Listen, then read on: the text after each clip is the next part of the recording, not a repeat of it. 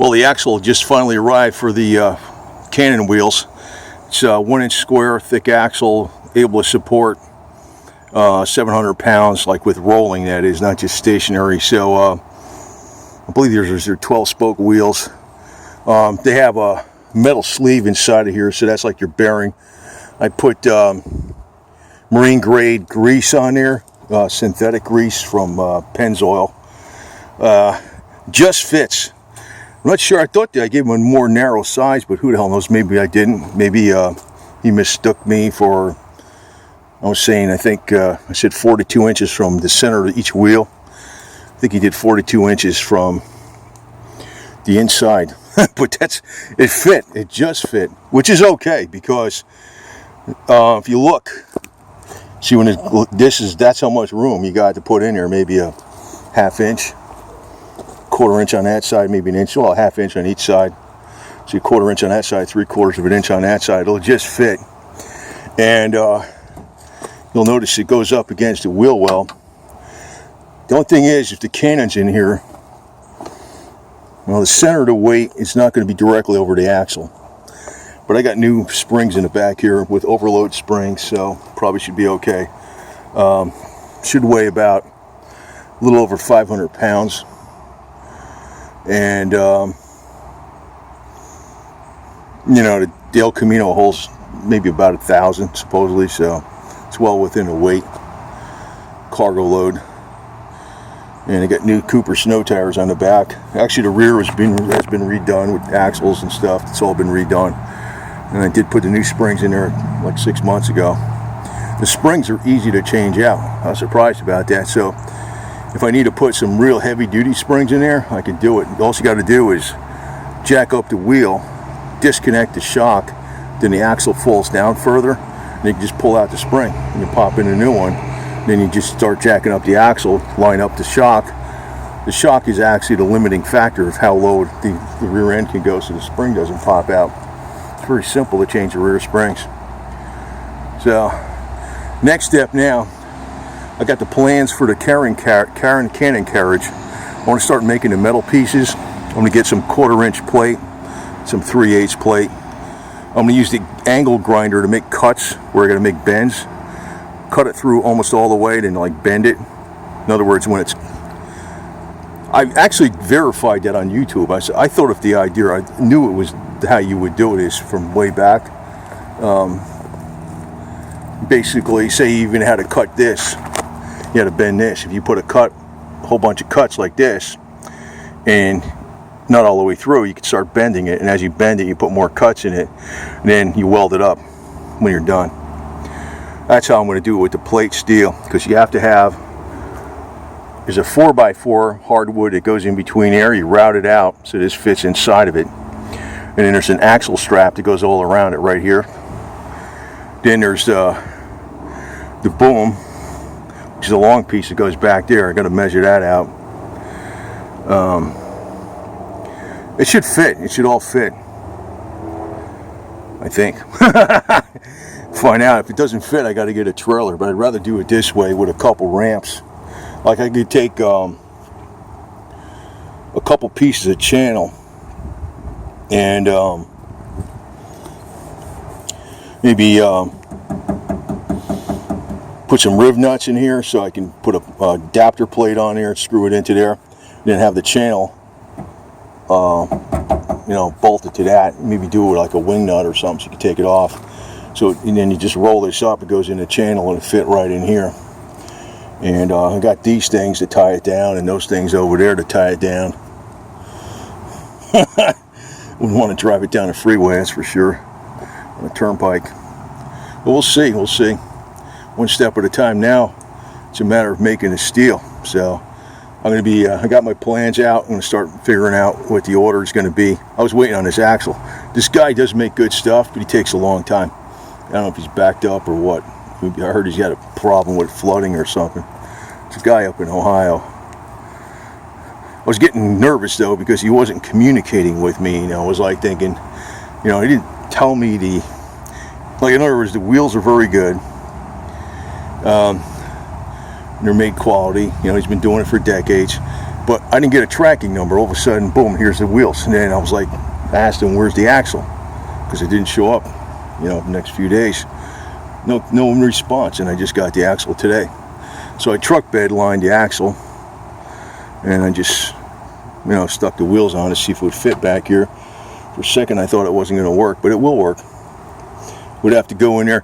So how I would pull it in there is I'd probably have to make a bracket back there with a winch and take that toolbox out, and then the boom would be pulled that back this way from some ramps. And I guess the ramps, they don't have to be that long because this thing is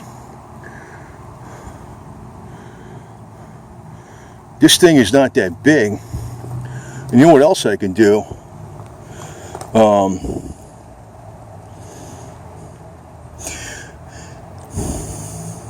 Yeah, I can actually put some channel in here and channel on here, because if I'm going to use this as my hauling vehicle, I can have the channel right in here, so when it comes in here it just rolls right in from the ramps, and it'll probably work out, because it's a lot simpler if you can just put it in this thing and not have to freaking mess with a trailer. Trailer's another freaking stupid thing you got to mess with. And I got a sway bar in the back too. I remember I added that 20-something years ago. I do have a sway bar, so, you know, going around corners and stuff. We'll see how this is. I mean, you're not going to be driving fast with this damn thing on the back, but it should be all right. Let me think. 500 pounds. Well, that's like, say, if you had 7 80-pound bags of concrete, you got 560 pounds. Yeah, it would sink, but you know what? So what? You know, if it's a little lower to the ground, it wouldn't be that bad. See if I stand on this. If I'm on the very end, it's probably about where it was before the springs were put in, so I think it'd be that low. See how it would drive. We gotta drive it like 20-30 miles, it ain't be no big deal. Well, one step at a time. Now we gotta start making the metal parts. Once I make some of those metal parts, I'll get the wood. And it might come together fast, and then after that, we'll get the barrel, the you know, the actual cannon later. So I'm gonna get it from Hearn Iron Works. I'm gonna get the 3-inch one with the 1/2-inch steel dom liner sometime in 2020. And we'll be going all out rebel here.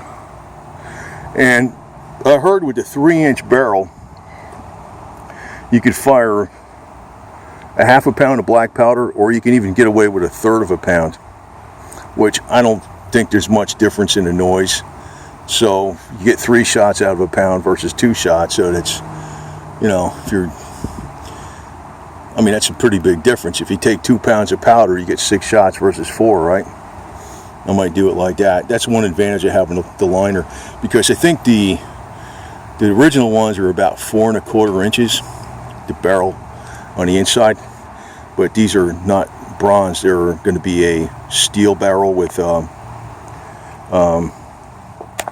what do you call it, a liner, dom steel, which is drawn over mandrel. It's not welded. It's like one piece, high strength, 1/2-inch thick. That liner's not going to freaking, you can fire live ammo with that stuff, it ain't going to go nowhere. So yeah, it just fit. I was thinking, see what the measurements are again. Inside is 44 inches. I was telling them, I think I said 42 or 44 for the center of the wheels, but that's okay. So it'll be more stable when rolling it around. So if it was 44, I'm not sure if you even would have made it on the inside anyway. If it was 44 from here to the center of this, it would have, these wheels would have fit just inside of there with this extra inch. That's what I was planning on doing. But if I wanted to make this shorter, I could cut this out and weld a piece of box steel over that, but I'm not going to do that. I think it's fine as it is in a way, though it's not exactly what I said, but it's okay. I'm not complaining about it. I was really worried about not getting a piece. So,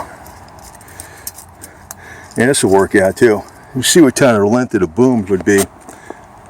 So for the trail, I guess you would call it, you know, the piece that goes this way, I got about 4.5 feet from this thing to the base of that.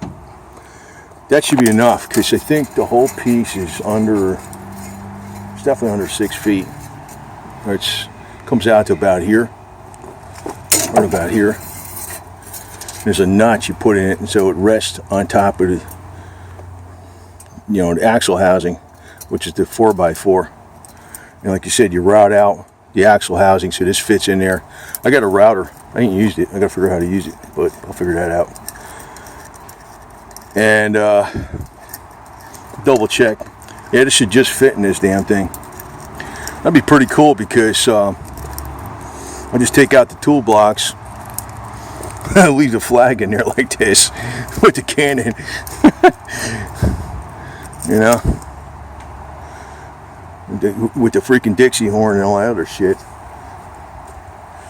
And I'm gonna make sure I put a lot of Lucas motor oil and Motor Medic in the freaking engines to make sure it freaking doesn't strain itself. It's an old engine. I don't know how old that thing is. I think it's the original 305 in here. It was rebuilt once. I put it was the short block was built, but I did just did the cam, the Edelbrock manifold, the timing chain and gear set, and the Holley carburetor, and a few other things like a fuel pump, water pump, and junk.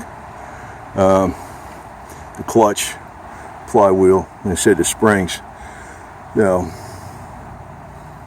this thing would run. It doesn't get my very good mileage. I got an HHO for it, but I'm not sure if I'm going to put it in this or just use it for me personally to get hydrogen HHO on my body to make me supercharged.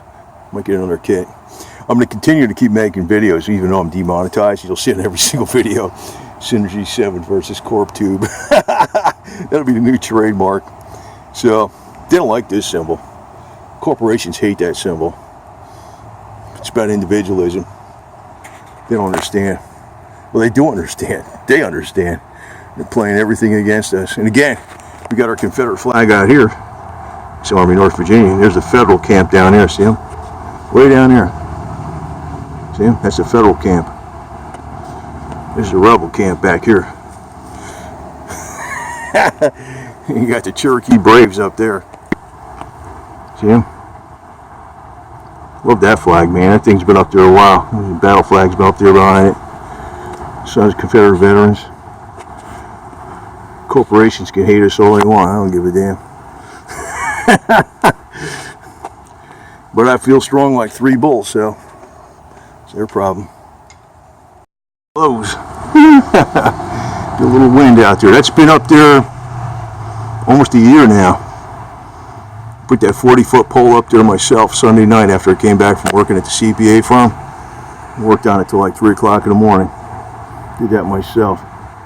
With a rope come along, 1,500 pounder, a bunch of chains across that fence there, support it and hauled it up.